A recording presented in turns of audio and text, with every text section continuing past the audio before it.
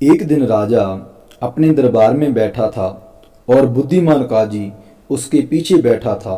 जब वे बात कर रहे थे तभी एक कौआ उड़ता हुआ वहां आया और उसने जोरों से काम काम की। काम काम काम कौआ करता रहा और हर कोई उसकी इस गुस्ताखी से अचंभित था। राजा ने कहा, इस पंछी को यहाँ से निकालो, और तुरंत पंछी को महल से बाहर निकाल दिया गया।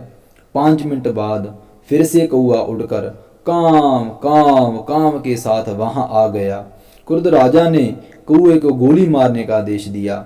अभी नहीं महाराज, बुद्धिमान काजी ने रोका। शायद आपकी बाकी प्रजा की तरह से यह कौआ भी आपके सामने अपनी कोई फरियाद लेकर आया है। बहुत अच्छा, तो तुरंत इसकी जांच की जानी चाहिए।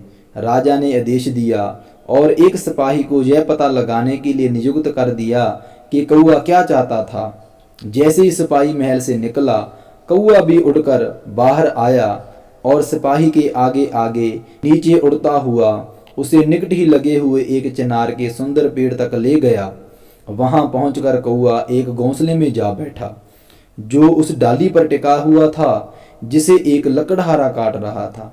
पूरे समय कौआ बहुत जोर से काम काम करता रहा। सिपाही तुरंत सारी स्थिति को समझ गया और उस आदमी को डाली काटने से रोकने का आदेश दिया। जैसे ही आदमी नीचे जमीन पर पहुंचा, कौए ने शोर मचाना बंद कर दिया। क्या तुमने इस डाली काटनी शुरू करने से पहले उस पर पंछी का घोंसला नहीं देखा था? सिपाही ने पूछा। मेरे लिए इस पंछी का घोंसला क्या है? आदमी ने बेअदबी से जवाब दिया। शायद तुमसे थोड़ा सा अधिक कीमती। इस तरह से क्रोध लाए जाने पर सिपाही ने लकड़हारे को गिरफ्तार कर लिया और उसे राजा के पास ले गया तथा क्या हुआ था उसकी सारी सूचना दी। राजा काजी की तरफ मुड़ा और पूछा, इस आदमी को इसकी गुस्ताखी के लिए क्या दंड दिया जाना चाहिए? काजी ने जवाब दिया, महाराज, कुत्ते कभी कभी भौंकते हैं।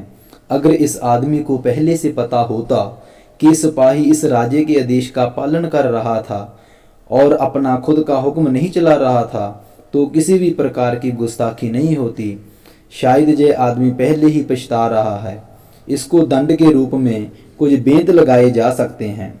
लकड़हारे के तलवों पर 5 बेंत लगाए गए और उसे छोड़ दिया गया। हालांकि दंड कठोर नहीं था, उसे अपने घर तक के पूरे रास्ते में उछल कर चलना पड़ा था।